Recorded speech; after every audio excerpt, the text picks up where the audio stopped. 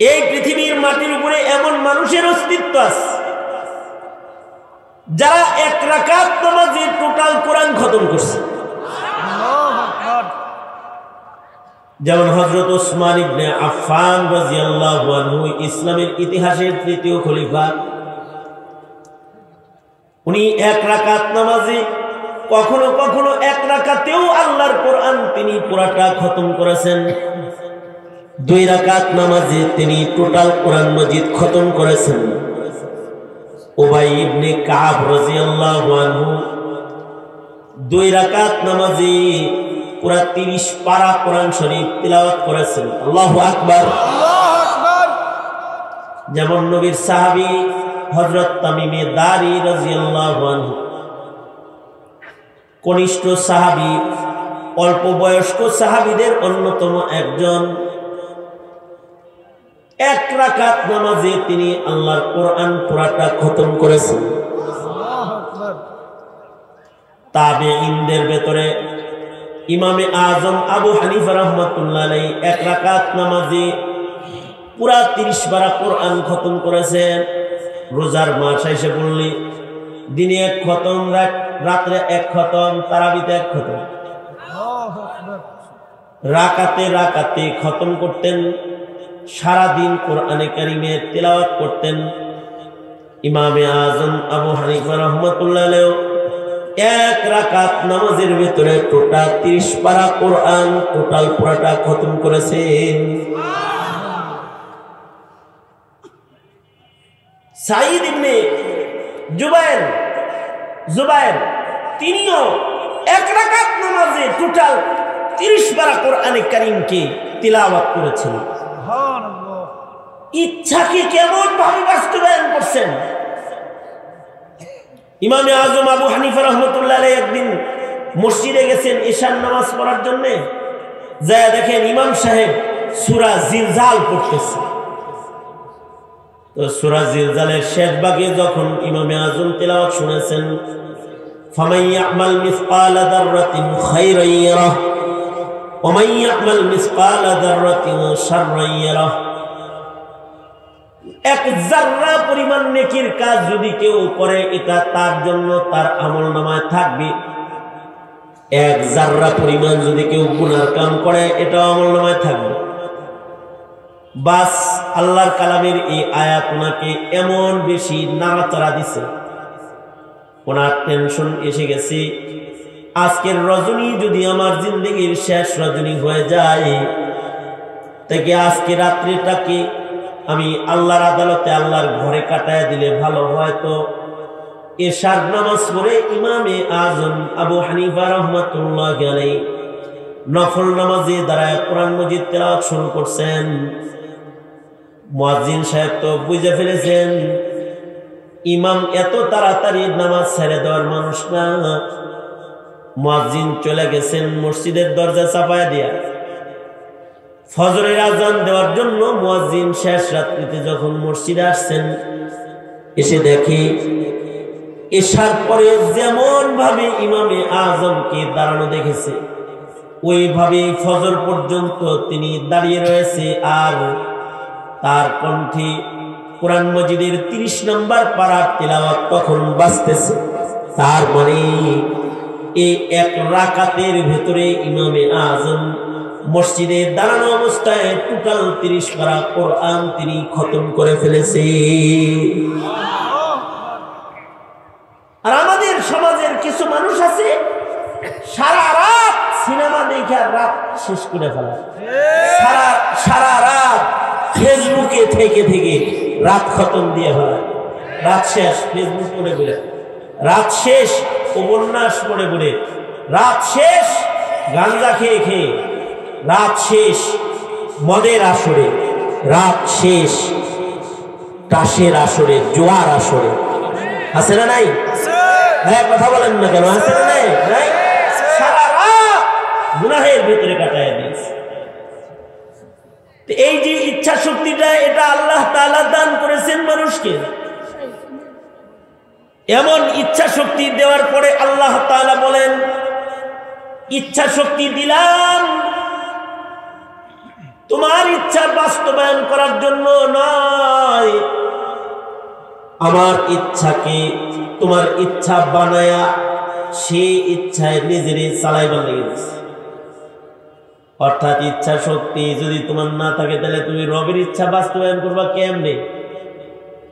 ইচ্ছা শক্তি দিলাম কিন্তু নিজের ইচ্ছা বাস্তবায়ন করবা না। তুমি ইচ্ছা শক্তি দিছি তোমার হায়াতে, আমি আল্লাহর ইচ্ছাকে বাস্তবায়ন করার জন্য তোমাকে আমি ইচ্ছা শক্তি দান করেছি। যে মানুষের ভেতরে নিজস্ব ইচ্ছা চাহিদাকে দমন করা, কন্ট্রোল করার শক্তি থাকবে, আর যারা আল্লাহকে ভয় করবে, দুইটা গুণ যাদের ভেতরে পাওয়া যাবে তাদেরকে আল্লাহ তাআলা জান্নাত দান করবে। আর যারা নিজের ইচ্ছাকে দুনিয়ায় বাস্তবায়ন করে আল্লাহর ইচ্ছাকে বর্জন করবে তাদেরকে আল্লাহ তাআলা দোজখের আগুনে নিক্ষেপ করবে। আল্লাহ তাআলা বলেন, ওয়া আম্মা মান খাফা মাকাম রাব্বিহি ওয়া নাহান নাফসা আনিল হাওয়া ফাইন্নাল জান্নাতা হিয়াল মাওয়া। যারা আল্লাহকে ভয় করার মতো ভয় করবে আর নিজের ইচ্ছা না রবের ইচ্ছায় চলবে, এই দুই গুণ, আল্লাহকে ভয় করবে আর আল্লাহর ইচ্ছাকে নিজের ইচ্ছা বানাবে, নিজের ইচ্ছা দমন করে ফেলবে, এই দুই গুণ যদি কারোর ভেতরে পাওয়া যায় আল্লাহ তাআলা তাকে জান্নাত দান করবে। আল্লাহু আকবার, জোরে করে বলেন। আমরা যারা আছি আমরা কি আল্লাহর ইচ্ছায় চলি তো নাকি নিজের ইচ্ছাই বেশি চলি? নিজের ইচ্ছাই বেশি চলি।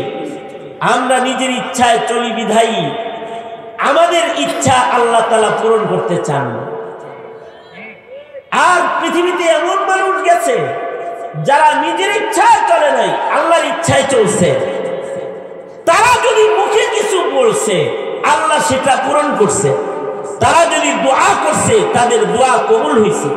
ফিলিস্তিনে মুসলমানরা মার খাইতেছে, নারী শিশুদের লাশের মিছিল চলছে, সারা দুনিয়াতে মুসলমানরা নির্যাতিত নিপীড়িত।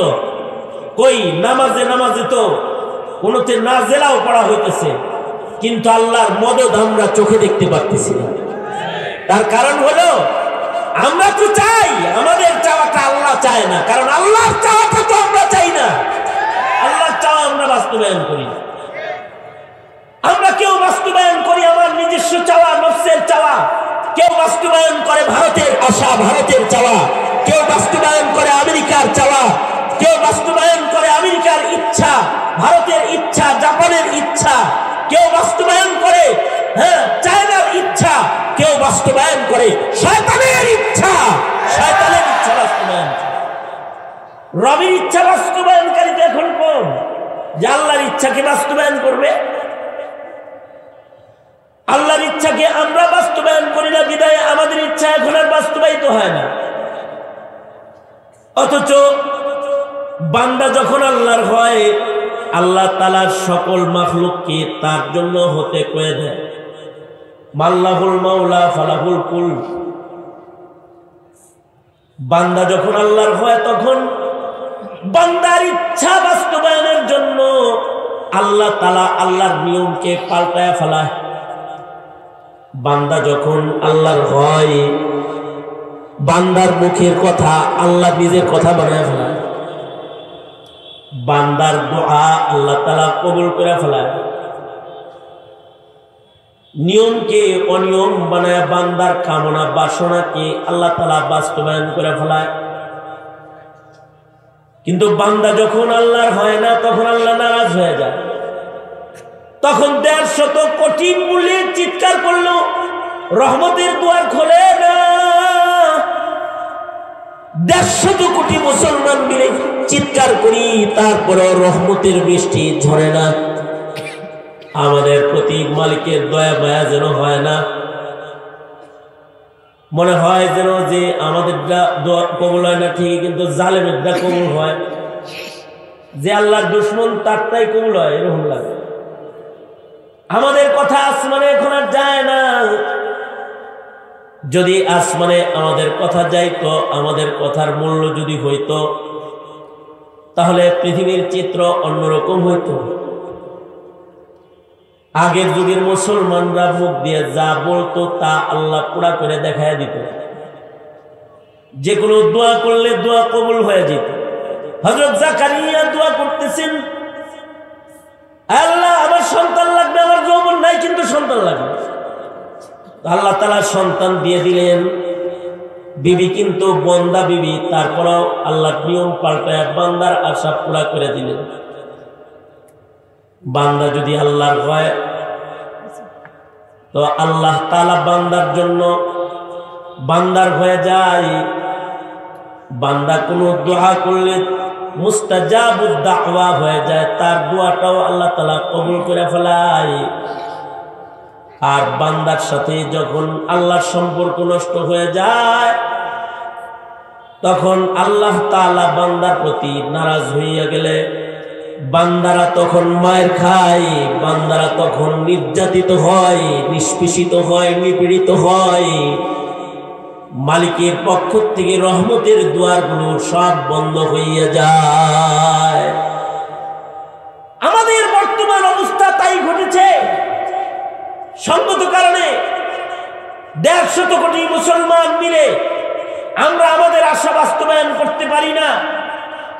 বাংলাদেশের মাটিতে 90% মুসলমান মিলে আমরা আমাদের কামনাকে বাস্তবায়ন করতে পারি না। আল্লাহর মদদ শামিলে হাল হয় না।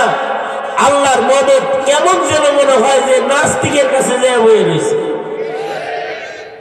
গুটি কয়েক নাস্তিক মুরতাদেরা দেশের প্রশাসন, দেশের সরকার, দেশের সব কিছুকে উঠায় আর বসায়, আঙ্গুলের ইশারায় উঠায় আর বসায়। আর 90% মুসলমান বোকা হয়ে তাকিয়ে তাকিয়ে দেখে, যেন বলারও কোনো ভাষা তাদের নেই। এই যে হালাত, এই হালাত কেন হয়েছে? এই হালাত এই জন্যই হয়েছে আমরা রবের ইচ্ছা বাস্তবায়ন করি। আমাদের রব চায় আমরা নামাজ পড়ি, কিন্তু আমরা নামাজ পড়ি না। আমাদের রব চায় আমরা রমজান মাসে রোজা রাখি, কিন্তু হাজারো কোটি মুসলমান রোজার মাসে রোজা রাখে না। আমাদের রব চায় আমরা পর্দা করি, কিন্তু আমাদের নারী পুরুষরা পর্দা করে না। আমাদের রব চায় আমরা যেন সুদ না খাই, ঘুষ না খাই। সুদ ঘুষে ছেয়ে গেছে বাংলাদেশ। আমাদের রব চায় আমরা যেন জুলুম না করি, অত্যাচার না করি। জুলুম অত্যাচারের স্টিম রোলার গ্রামে গঞ্জে পর্যন্ত জুলম সেতান চলছে। জুলুম এটা এমন স্বাভাবিক বস্তুতে পরিণত হয়েছে। আমাদের রব চায় আমরা হালাল খাই, কিন্তু আমাদেরকে হারাম খানায় অভ্যস্ত করে ফেলেছে পুঁজিবাদ। এই যে রবের ইচ্ছা থেকে সরে সরে আমরা নিজের ইচ্ছায় নিজের জিন্দেগির সব কিছুকে যে বরবাদ করে ফেলেছি। মহান আল্লাহ আমাদের পরে নারাজ হয়ে গেছেন বিধায় আমরা আল্লাহর ইচ্ছা মানি না। এ কারণে আমাদের ইচ্ছাও এখন আর পুরা হয় না। হ্যাঁ, পদ্ধতি একটা আছে। আল্লাহ আমাদের ইচ্ছা পুরা করবে, আমাদের আল্লাহ তাআলা জান্নাত দান করবে। আমাদেরকে আল্লাহ তাআলা মরণের সময় সুন্দর মরণ দান করবে। আমাদেরকে কবর জগতে আল্লাহ তাআলা জান্নাতের মেহমানদারি করবে। আমাদেরকে ময়দানে মাহশারে আল্লাহ তাআলা আরশের নিচে ছায়া দান করবে। ডান হাতে আমলনামা দিয়ে আমাদের হাসর আল্লাহ করে দিবি। শর্ত হলো আমাদের এই আল্লাহর ইচ্ছায় চলে আল্লাহর গোলাম হইতে হবে। এক জাররা পরিমাণ আল্লাহ পাকের মর্জির খেলাফ চলা কোন মুমিন মুত্তাকি বান্দা চলতে পারে না, করতে পারে না। আমরাও মুসলমান, আর আগের যুগের মুসলমানরাও ছিল মুসলমান। দুটি দৃষ্টান্ত দিয়ে আমি আমার আলোচনা গোটায় নেব। হযরত সিদ্দিক আকবর রাদিয়াল্লাহু আনহু, হযরত আবু বকর, ওনার কাছে রুটি গোশত হাদিয়া আসছে। রুটি গোশত হাদিয়া আসছে, আর উনি 3 দিনের না খাওয়া। এই রুটি গোশত পেয়ে খাইতেছেন, চিবাইতেছেন, এক আধ ঢোক গিলে ফেলেছেন, এক আধ লোকমা খেয়েও ফেলেছেন, রুটি খাইতেছেন, আর যিনি রুটি গোশত আনছে গোলাম তার সাথে কথা বলতেছেন। হযরত আবু বকর বলে, এই গোলাম, তোর বাড়ি তো খুব স্বাদের রান্না হয়েছে রে। গোলাম বলে, না, এটা আমার বাড়ির রান্না না, খাবারটা আমার কাছে হাদিয়া আসছে। আপনি 3 দিন ধরে না খাওয়া, আমি নিজে না খেয়ে আপনার জন্য আনছি, আপনি খাবেন এই জন্য হাদিয়া আনছি আপনার লেগা। কে হাদিয়া দিল বিবরণ বলো। খাওয়া বন্ধ করে এবার বিবরণ শুনতে আসি। গোলামে কি কয়? গোলাম কয়, ঝড়ে বক মরছে, ফকিরের কারামতি বাড়ছে। এরকম একটা কথা কইছে। মাঝে মধ্যে ঝড়ে বক মরে, ফকিরের কারামতি বাইরে যায়। আমি সিরাজগঞ্জে মাহফিলে গেছি 1 সপ্তাহ আগে। একজন কয়, হুজুর, আমার বাগ্নির 9 বছর হয়েছে, বিয়ে হয়েছে, বাচ্চা হয় না, ফু দেন।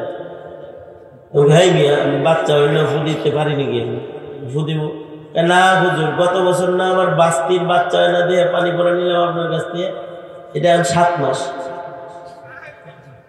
জ্বরে বক মরে, ফকিরের কারামতি বেড়ে গেছে। আমি তো কোনো এরকম বিশেষ দোয়া কালাম জানি না। বেশিরভাগ সময় আমার কাছে পানি, তেল এগুলো ধরলে আমি বলি, মাই কুছ জানতা নেহি, তেরে বান্দা মানতা নেহি। আয় আল্লাহ, আমি কিছু জানি না, ধরছে ছাড়ে না, তাই যা দেওয়ার দিলে তুমি দিও, না দিলে না দিও তোমার। আমি তো এইটা বলছি, তুমি যে হঠাৎ করে এই পানি পড়ায় যে তোমার কামে লেগে গেছে, তুমি করতে আসো, এটা কেমনে সম্ভব? না হুজুর, এটাই হয়েছে। ভালো জ্বরে বক পড়ছে, ফকিরের কারামতি বাড়ছে, তাই হুজুর এটাও দেন। এটা কি কয়ে দেন? গতবার যেটা কয়ে দিয়েছিলেন এটা কয়ে দেন। মাঝে মধ্যে জ্বরে বক মরে, ফকিরের কারামতি বাড়ে। গোলাম বলে, আমিরুল মুমিনিন, ঝড়ে বক মরছে, ফকিরের কারামতি বাড়ছে। কেমন ঝড়ে বক মরছে? আমি তখনও মুসলমান হই নাই, আমি ছিলাম জাহিলিয়াতে কাফের। আর একটা অসুস্থ রোগী আমার একটু দম করে দাও, তো আমি দম করছি, ওটা তো ভালো হয়ে গেছে। সে তেমন কোন ধনী মানুষ নয় যে আমাকে কিছু হাদিয়া তোহফা দিবে। দরিদ্র মানুষ আমারে কখনো কিছু দেয় নাই, কিন্তু আজকে তার বাড়িতে ভালো খাবার রান্না হয়েছে। আমার কথা তার মনে হয়েছে, অমুকের ফুতে আমি ভালো হয়েছিলাম, না হইলে তো আমি মইরা কবরে পৌঁছে যেতাম। ঠিক আছে, আগে ভালো খানাটা তারে একটু খাওয়াই। ওই যে ফু দিছি, আমার লেগে খানা লয়েছে, আমি নিজে না খায়া আপনারে খাওয়াইতে আনছি। আবু বকর বলে, নিশ্চয়ই তুমি যখন ফু দিছিলা তখন বিসমিল্লাহ বলে ফু দাও নাই। বিসমিল্লাহ বলবো কেমন? আমি বিসমিল্লাহ তখন জানি না। কি বলে ফু দিছিলা? লাত উজ্জা কয়ে ফু দিছিলাম। হযরত আবু বকর বলে, নাউযুবিল্লাহ, লাত উজ্জার নামের খানা আমার পেটে থাকবে, হয় না। কারণ আল্লাহর রাসূল বলেছেন, যেই হারাম খানা দিয়া দেহের যে অঙ্গ গঠন হবে, হারাম খাবারের দ্বারা যদি দেহের কোনো অঙ্গ গঠন হয়, ওই অঙ্গটা দোজখের আগুনে যাবে। সুতরাং লাত উজ্জার নামের খানা আমি খাইতে পারবো না, না নিয়ে যাও। হযরত আবু বকর কি করলেন? উঙ্গুলি ওনার মুখের ভেতরে মারলেন, পেট ভরে পানি পান করলেন, মুখের ভিতরে উঙ্গুলি মারলেন। এত জোরে জোরে মুখের ভিতরে উঙ্গুলির দ্বারা আঘাত করলেন যে ক্ষুধার্ত আবু বকরের বমি হলো। বমির সাথে রুটির টুকরা, গোশতের টুকরা বের হয়ে পড়ে গেল। সিদ্দিক আকবর শুকর আদায় করলেন আল্লাহ পাকের, আলহামদুলিল্লাহ, হারাম খাদ্য আমার পেটের ভেতরে হজম হয় নাই। আশা করা যায় ময়দানে মাহশারে এই লুকমা খানার হিসাব আল্লাহর আদালতে আমার দিতে হবে না। এটাকে বলে ও আম্মা মান খাফা মাকাম রাব্বি, আল্লাহকে আল্লাহর শান মতো ভয় করা, যে ভয় করার কারণে হারাম এক লুকমা রুটি নিজের পেটের ভেতরে হজম হইতে দিতে পারে না। আর আমরা হয়েছি আল্লাহ পাকের ভয় ছাড়া। এ কারণে আমাদের সুদকে সুদ মনে হয় না, ঘুষকে ঘুষ মনে হয় না। জাতির সম্পদ লুণ্ঠন করে আঙ্গুল ফুলে কলা গাছ হতেও মায়া দয়া কিছু লাগে না। দরিদ্রের হক নষ্ট করে বিদেশে বাড়ি ঘর করতেও কোনো চিন্তা ভাবনা আসে না। হারাম খেয়ে হারাম করে আয়েশ করতেও কোনো দ্বিধাবোধ হয় না, কারণ তাদের হৃদয়ে ছিল আল্লাহর শান মতো আল্লাহর ভয়। আমাদের হৃদয়ের ভেতরে সেই ভয়টা এখন আর বিদ্যমান নাই। আমাদের অবস্থা হলো আমাদের পূজার প্রসাদ খায় বরকতের খানা মনে করে। মুসলমানরা পূজার প্রসাদ খায়, এটারে বরকত মনে করে খায়। গায়রুল্লাহর নামের খানা মুসলমান খায়, সুদ ঘুষ মুসলমান খায়, সমানে ঘুষ খায় আর সমানে সুদ খায়। টুপি মাথায় দিয়ে মসজিদের পয়লা কাতারে দাঁড়ায় দাঁড়ায় বড় বড় কথা কয়। হারামকে সে হারাম মনে করে না। এই যে তাকওয়ার কমি, এই তাকওয়ার কমি, খোদা ভীতির এই কমি আমাদেরকে দুর্দশাগ্রস্ত করেছে, ইবাদত থেকে দূরে সরিয়েছে, আর গুনাহকে আমাদের কাছে মজার বস্তু বানাইছে। কথা বলেন আওয়াজ করে, ঠিক না ঠিক করে আওয়াজ করে বলেন। মুয়াত্তা ইমাম মালিকে এসেছে, খলিফাতুল মুসলিমিন হযরত ওমর ফারুক রাদিয়াল্লাহু আনহুর কাছে দুধ হাদিয়া আসলো। দুধটা একটা ভালো জিনিস। দুধ আল্লাহ পছন্দ করে, দুধ জিবরাইলও পছন্দ করে, দুধ নবীজিও পছন্দ করত, দুধ আবু বকরও পছন্দ করত, দুধ উমরও পছন্দ করত। আল্লাহ দুধ পছন্দ করে বিধায়ী মানুষে 2 বছর লাগাতার প্রথম মায়ের দুধ খাওয়ায় লালন পালন করে। হাইওয়ান জানোয়ারকে তার মায়ের স্তনের দুধ খাওয়ায়। দুধ ফেরেশতাদের কাছেও পছন্দ।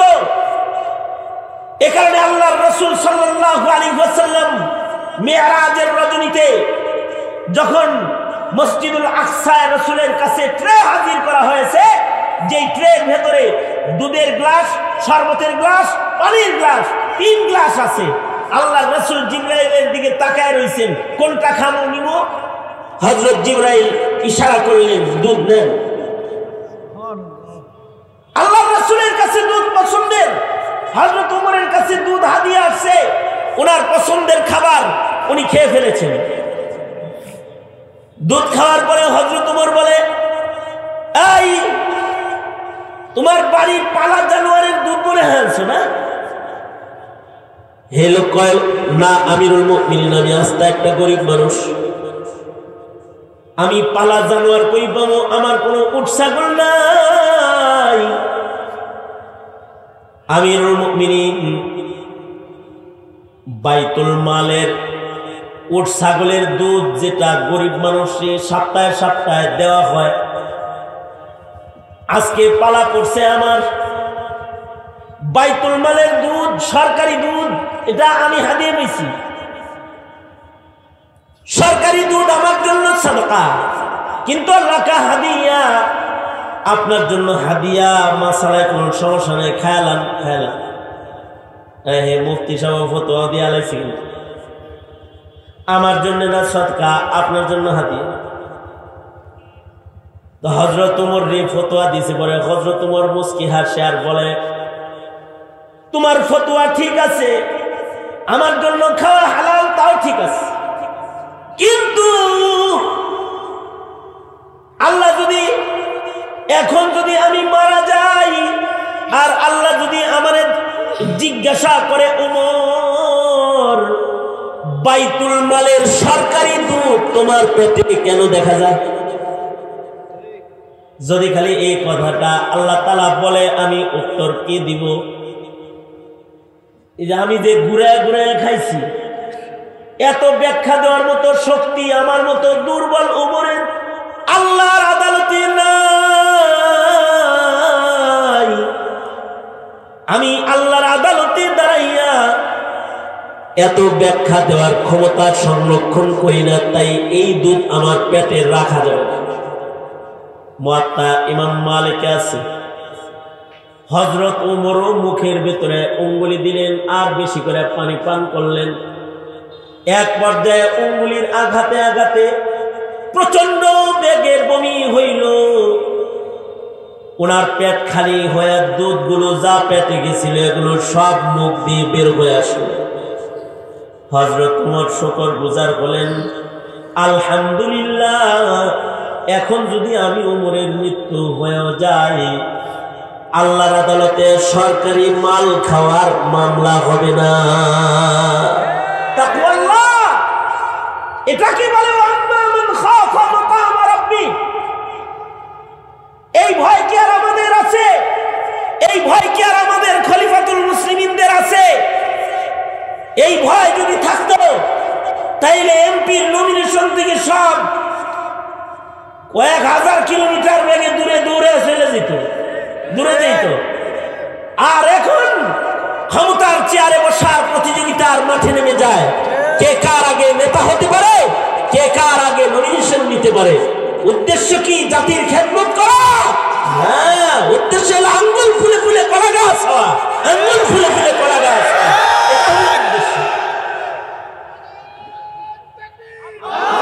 এই যে জাতির এই বেহাল অবস্থা, এইটার কারণ হলো তাকওয়াল্লাহর অভাব, খোদাভীতি নাই।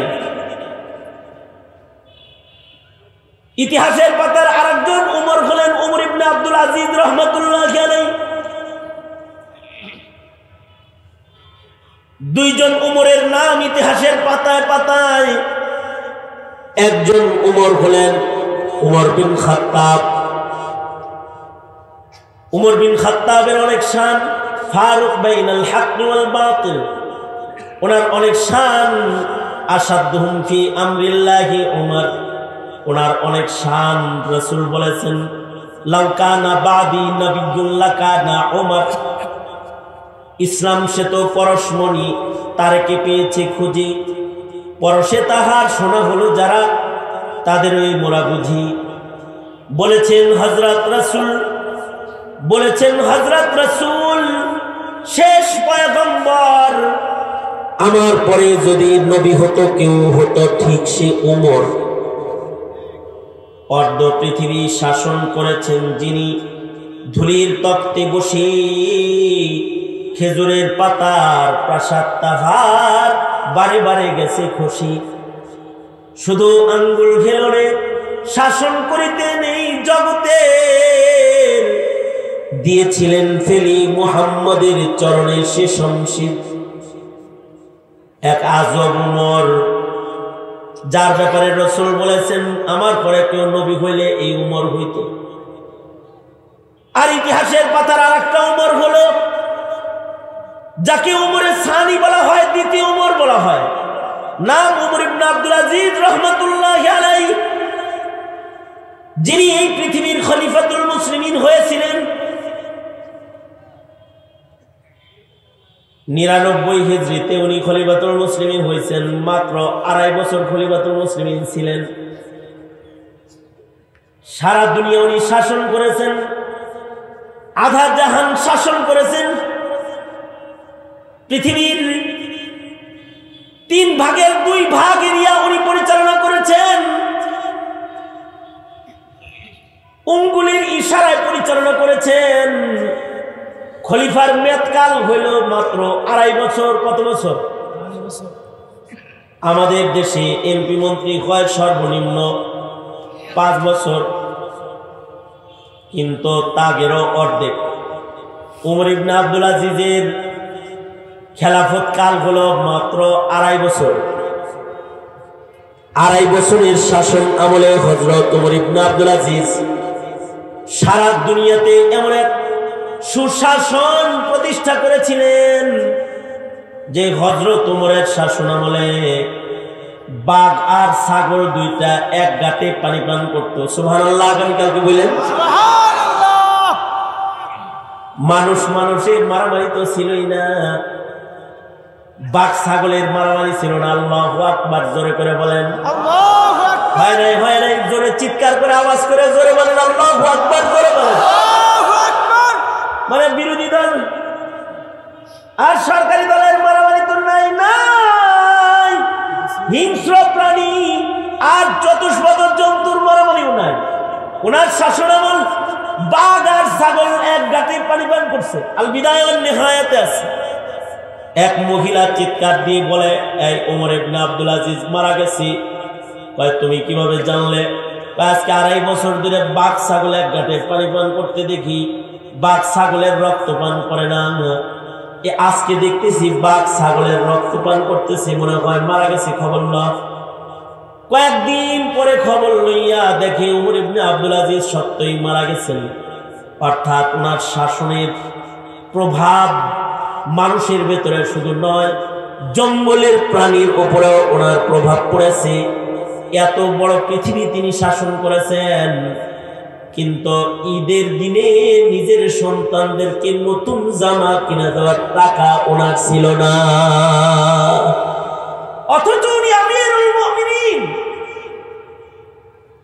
তাকওয়া আল্লাহর পরিমাণ ছিল কি, পাশের এলাকা উর্দুন থেকে সরকারি ডাক বিভাগের গাড়িতে এলাকার গভর্নরের 2 প্যাকেট খেজুর হাদিয়া বানায় দিছে। এক যে গাড়ি যেহেতু খালি যাইব, খালি গাড়িতে খলিফার খেজুর গুলা লয়ে যাও। 2 প্যাকেট খেজুর গেছে ওনার কাছে হাদিয়া। এই 2 প্যাকেট খেজুর যাওয়ার পরে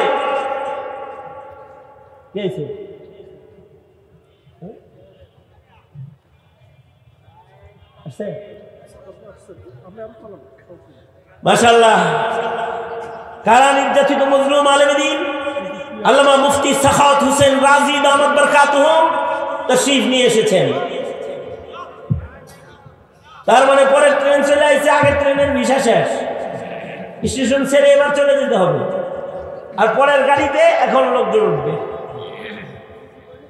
তো আমাকে দুলাভাই চলে আসছেন। দুলাভাই হলো মুফতি আমিনী রহমতুল্লাহ আলাইহির মেয়ের জামাতা, তো সরকারি দুলাভাই, জাতীয় দুলাভাই, সারা বাংলাদেশের দুলাভাই। আমাদের দেশের বড় মানুষদের মেয়ের জামাতা যারা, সব আমাদের জাতীয় দুলাভাই হওয়ার উপযুক্ত। সুতরাং আপনারাও দুলাভাই বলতে পারেন, কোনো সমস্যা নেই। মুফতি আমিনী রহমতুল্লাহ আলাইহির জামাতা মানে আমাদের দুলাভাই। যাই হোক, এসে বলেছেন হযরত সিদ্ধান্তমূলক কথা বলবেন, কিন্তু আমি বলছি দেখেন তাকওয়া আল্লাহ কি পরিমাণ। ডাক বিভাগের গাড়িতে খেজুর আসছে দেখে হযরত ওমর ইবনে আব্দুল আজিজ বলে, হাদিয়া তো আসছে ভালো কথা, কিন্তু যে গাড়িতে আসছে এই গাড়ি তো সরকারি গাড়ি, এই গাড়ির ড্রাইভার যিনি তার বেতন দেয় সরকার, সরকারের বেতনের গাড়ি, সরকারি ড্রাইভারের বহন করা খেজুর হাদিয়ার হলে কি হবে? এখানে তো বাইতুল মালের ছোঁয়া লেগে গেছে, এটা খাওয়া যাবে না। যাও, এই গোলামকে বললেন, যাও এগুলোকে বাজারে বিক্রি করে দাও, আর টাকাগুলা বাইতুল মালে জমা করে দাও। যদি এইরকম মুত্তাকি পরহেজগার দেশ পরিচালনার রীতিনীতি এখনো জারি থাকতো, আর যদি যারা দেশের মাথা মুকুট হয়ে বসে শাসক গোষ্ঠীর খাতায় নাম লিখিয়ে যদি এরকম ত্যাগের ভূমিকায় যদি আসতো, তাহলে রিজার্ভ ফান্ড উধাও হয়ে চলে যেত না।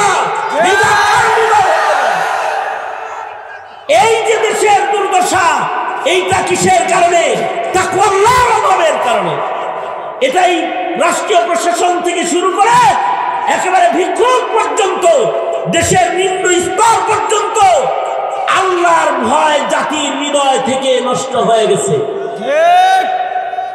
তবে আল্লাহর ভয় যারা জাতির হৃদয়ে চাষাবাদ করবে, তাদেরকে হাতকড়ি লাগায় লাগায় বছরের পর বছর তাদেরকে জেলখানায় পুঁতে রাখা হবে। তাতে জাতির হৃদয়ে তাকওয়ার চাষাবাদ হবে না, নাস্তিক্যবাদের চাষাবাদ হবে, মুরতাদ হয়ে যাবে, বেঈমান হয়ে যাবে, কাদিয়ানিয়তের চাষাবাদ হবে। এবং প্রাচ্যের আর পাশ্চাত্যের দুশমনেরা বাংলাদেশের মাটি মুসলমানের ঘাঁটিতে সেইটাই বাস্তবায়ন করতে চায়। তাই আজ উলামায়ে কেরাম জেলের তালাবদ্ধ, আল্লামা মামুনুল হক সহ আগে আলেমরা জেলখানায় এক অমানবিক জীবনযাপন তারা করছে। বছরের পর বছর আলেমদেরকে জেল খাটতে হয়েছে। কি অপরাধ তাদের? তারা রিজার্ভ ফান্ড চুরি করে নাই, তারা জাতির সম্পদ লুণ্ঠন করে নাই, তারা কোন রিলিফের মাল মেরে খায় নাই, তারা জাতির কাছে কোরআন পৌঁছায়ছে, হাদিস পৌঁছায়ছে। কেন তাদের জেলখানায় রাখা হবে? এই দুর্নীতি দমন কমিশন যারা দুর্নীতিবাজদেরকে পাহারা দেয়, তারা এদেশের আলেমদেরকে দুর্নীতিবাজ বানানোর ধান্দা কেন করে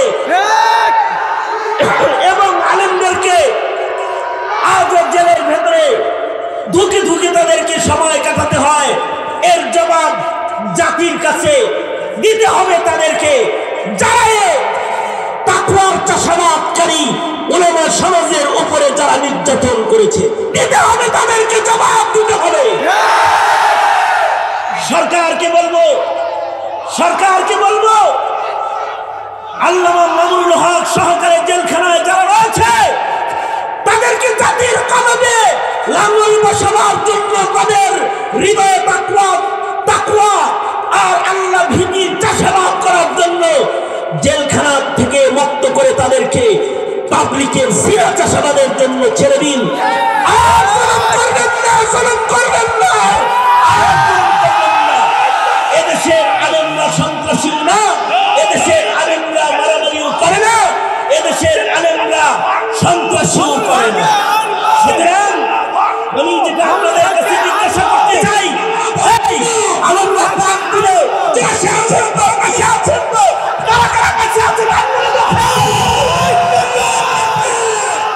দাঁতপুর ইসলামী যুব সমাজ ও মসজিদ কমিটির উদ্যোগে আয়োজিত মুহূর্তে 11তম বার্ষিক ওয়াজ মাহফিলের মোহতারাম সাদাত, উপস্থিত হাজরাত, বুজুর্গ, উলামায়ে কেরাম, সম্মুখমানে সমবেত দিন প্রিয়, ইসলাম প্রিয়, দিনদার ইমানদার মুমিন মুসলমান ভাইরা, বুড়া বাবারা, যুবক ভাইরা, পর্দার আড়ালের মা বোনেরা, বিশ্বজগতের মালিক, বিশ্ব প্রতিপালকের বিশ্ব দরবারে কালিমাত শকর যে মহান রব্বুল আলামিন দয়া করে, মায়া করে, ভালোবেসে রহমতি বরকতি জান্নাতের টুকরা বাগানে উম্মতের উলামায়ে দ্বীনদের সহবতে আমাদেরকে আল্লাহ তাআলা দ্বীনী নসিহতের মজলিসে একত্রিত হওয়ার তৌফিক দান করেছেন। এজন্য কালিমাতুশ শুকর পড়িয়ে শুকরিয়া আদায় করি। জবান ছেড়ে ভক্তি ভরে সমস্বরে আওয়াজ করে উচ্চ কণ্ঠে উচ্চ আওয়াজে একযোগে একসাথে সকলে মিলে বলি আলহামদুলিল্লাহ। বিকাল থেকে উলামা হযরতগণ কথা বলেছেন এবং যোগ্য বুজুর্গ আকাবির উলামা হযরতগণ উপস্থিত হবেন এবং নসিহত করবেন। এলাকার কৃতি সন্তান, যোগ্য বুজুর্গ আলেমে দ্বীন, বিশিষ্ট মুহাদ্দিস হযরতুল আল্লামা হযরত মাওলানা মুফতি জাকির হোসেন কাসেমি দামাত বরকাতুহুম, ওনার সাথে এক হৃদ্যতা ভালোবাসার সম্পর্কের রেশ ধরে গত বছরও এই প্রোগ্রামে উপস্থিত আল্লাহ তাআলা করেছিলেন। তারই অনুকরণ এবছরও আপনাদের সামনে হাজির হয়ে গেছি। বরকতের নিয়তে আয়াত ও হাদিস আপনাদের সামনে পেশ করেছি। এগুলোকে সামনে করে কিছু কথা আপনাদের সামনে বলবার ইরাদা রাখি। আল্লাহ তাআলা কিছু উপকারী কথা আপনাদের কানে পৌঁছে দেওয়ার তৌফিক দান করেন। আপনারা দোয়া করুন, বলুন আমিন। মোহতারাম হাজিরিন, কোনো ভূমিকা না দিয়ে সরাসরি একটি সবক আপনাদের সামনে তাকরার করতে চাই। তাই এদিক সেদিক কথা না বলে আমি আমার মৌলিক কথা যা বলতে চাই সেদিকে চলে যাই। আল্লাহ পাক দুই প্রকারের মাখলুক বানাইছেন। এক প্রকারের মাখলুককে আল্লাহ তাআলা ইচ্ছা শক্তি দান করেছেন, আর এক প্রকারের মাখলুককে ইচ্ছা শক্তি দান করেন নাই। ইচ্ছা শক্তি দান করেন নাই এমন মাখলুক যারা আছে, যেমন ফিরিস্তাদের নিজস্ব কোনো ইচ্ছা নাই, তাদেরকে আল্লাহ তাআলা ইখতিয়ার, ইচ্ছা শক্তি দান করেন নাই। যে ফিরিস্তাকে যে কাজে নিয়োজিত রেখেছেন সে ফিরিস্তা সেই কাজে নিয়োজিত রয়েছে। আল্লাহর নির্বাচিত কাজ ব্যতিরিকে, নির্ধারিত কাজ ব্যতিরিকে নিজস্ব কোনো কাজ করার ক্ষমতা শক্তি তাদেরকে আল্লাহ তাআলা দেন। মেরাজের সফর শেষ করে আল্লাহর রাসূল সাল্লাল্লাহু আলাইহি সাল্লাম এসে বললেন, কিছু ফেরেশতাকে আল্লাহর রাসূল সিজদার হালতে দেখেছেন, কিছু ফেরেশতাকে রুকুর হালতে দেখেছেন, কিছু ফেরেশতাকে কওমার হালতে, জলসার হালতে, হাইয়াতে সালাতে আল্লাহর রাসূল দেখে এসেছেন। আল্লাহর রাসূল বলেন, সৃষ্টির পর থেকে যেই ফেরেশতাগুলো সিজদা দিয়েছে ওরা এখনো সিজদায় দেখে এসেছি, কিয়ামত পর্যন্ত সিজদায় থাকবে, মাথা তুলবে না।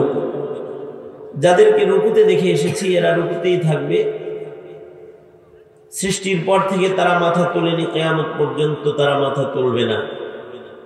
নিজস্ব ইচ্ছায় তারা নড়াচড়াও করবে না। আল্লাহর রাসূল সাল্লাল্লাহু আলাইহি ওয়াসাল্লাম আরশে আজিম কাঁধে করে ফেরেশতা, মুকাদ্দাস ফেরেশতা তাদেরকে দাঁড়িয়ে থাকতে দেখেছেন।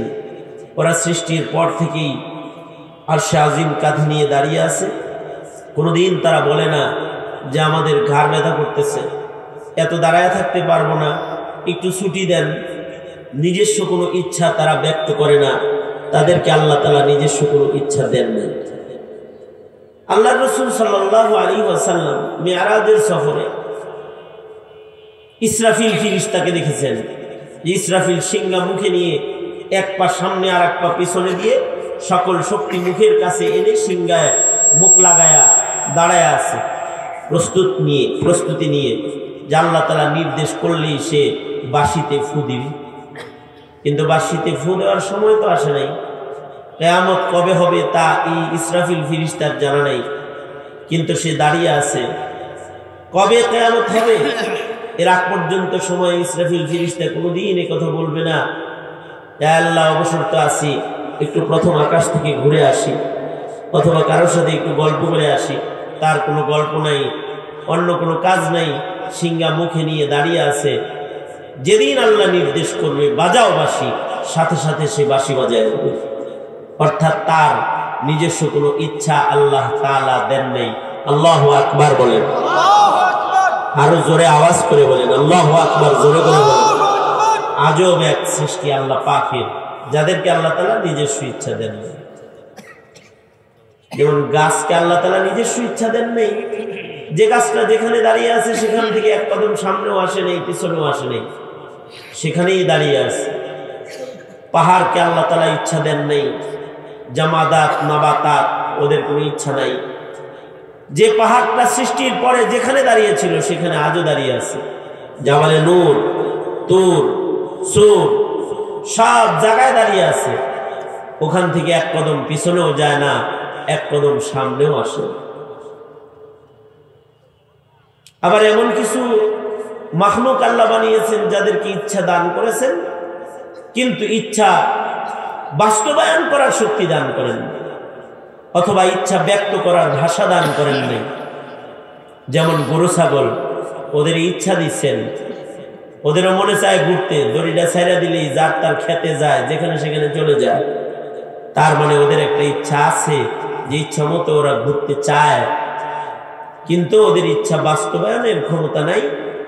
ওর মনিবকে যেই গাছের গোড়ায় বেঁধে রেখেছে সারাদিন সেখানেই বন্দি ওর জীবন কাটিয়ে দেয়। ফার্মের গরুগুলা নির্ধারিত একটা জায়গার ভেতরে তার জিন্দেগি কাটায় দেয়। গরুরও মনে চায় তার স্তনের দুধ তার সন্তানকে খাওয়াইতে। মালিক যখন সবগুলো দুধ দহন করার জন্য স্তন টানতে থাকে, গরু তখন সন্তানের মায়া আর ভালোবাসায় কাঁদতে থাকে।